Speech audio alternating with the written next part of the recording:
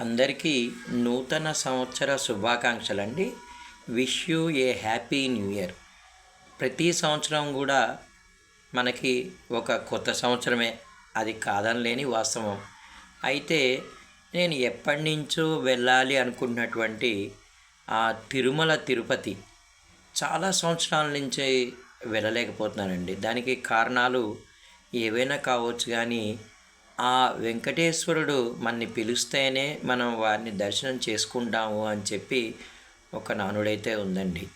దగ్గరే వెళ్తున్నాను, కాళహస్తి వెళ్తున్నాను, కాణిపాకం వెళ్తున్నాను, అక్కడ రంగస్థల పౌరాణిక నాటకాలు చురుగ్గా పాల్గొంటున్నాను, వచ్చేస్తున్నాను. కానీ తిరుపతి వెళ్ళడం అనేది సాధ్యమైతే కావడం లేదు. ఇదేం మహత్యమో నాకైతే అర్థం కావడం లేదండి. ఒక్కొక్కసారి మనం తెలుసో తెలియకో అపచారాలు అనేవి చేసేస్తుంటాం అన్నమాట. అలాంటి సందర్భంలో మనకు ఆ వెంకటేశ్వరుడు దర్శనం అయితే ఇవ్వడండి. తిరుమల తిరుపతి చేరుకోవడానికి దేశం నలుమూలల నుంచి చక్కటి ట్రైన్ కనెక్టివిటీ అనేది అయితే ఉందండి. నిజంగా రైల్వే శాఖ వారు అందచేసేటటువంటి సేవలు అమోఘమండి. హైదరాబాద్ నగరం నుంచి ఒకటి వందే భారత్ ట్రైన్ కూడా ఉందన్నమాట. సో ఇది కూడా చాలా కంఫర్ట్స్తో కూడుకున్నటువంటి ట్రైను, చాలా వేగవంతంగా హైదరాబాద్ నుంచి తిరుపతి చేరుకోవడం అనేది జరుగుతుంది.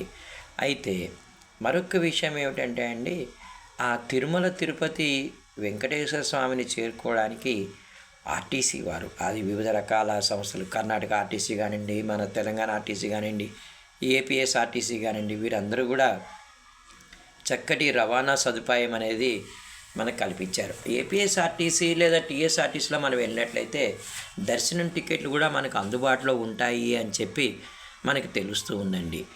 నేనైతే ఇక్కడ స్వర్ణగిరి అని చెప్పి హైదరాబాద్లో ఉందండి, అక్కడికి ఒక్కసారి వెళ్ళాలి, అక్కడ కూడా వెంకటేశ్వరుడు అన్నట్టు దర్శనం చేసుకోవాలనిపిస్తుందండి.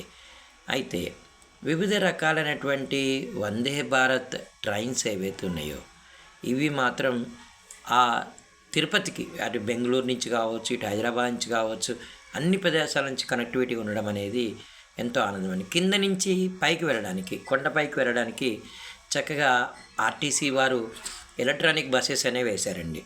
చాలా చాలా అమోఘంగా ఉన్నాయండి. మరొక పుణ్యక్షేత్రం అరుణాచలం, దాని గురించి నేను సవివరంగా తెలియజేస్తాను. ఇక తిరుపతిలో మనం దిగిన తర్వాత ఆ విష్ణు నివాసంలో మనం ఒకరోజు బస చేయవచ్చు, అక్కడ భోజనం కూడా కానిచ్చవచ్చు. తర్వాత అక్కడి నుంచే మనం దర్శనం టికెట్లు బుక్ చేసుకోవడం, రూములు బుక్ చేసుకోవడం, ఇవన్నీ కూడా చేయవచ్చు అన్నమాట.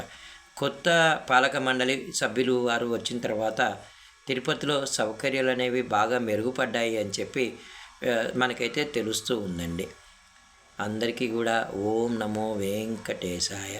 అందరూ కూడా చక్కగా ఒక్కసారైనా సరే ఈ నూతన సంవత్సరంలో ఆ వెంకటేశ్వర స్వామి యొక్క దర్శనం కలగాలి, మీకు చేసుకోవాలి అని చెప్పి నేను మనస్ఫూర్తిగా కోరుకుంటున్నానండి.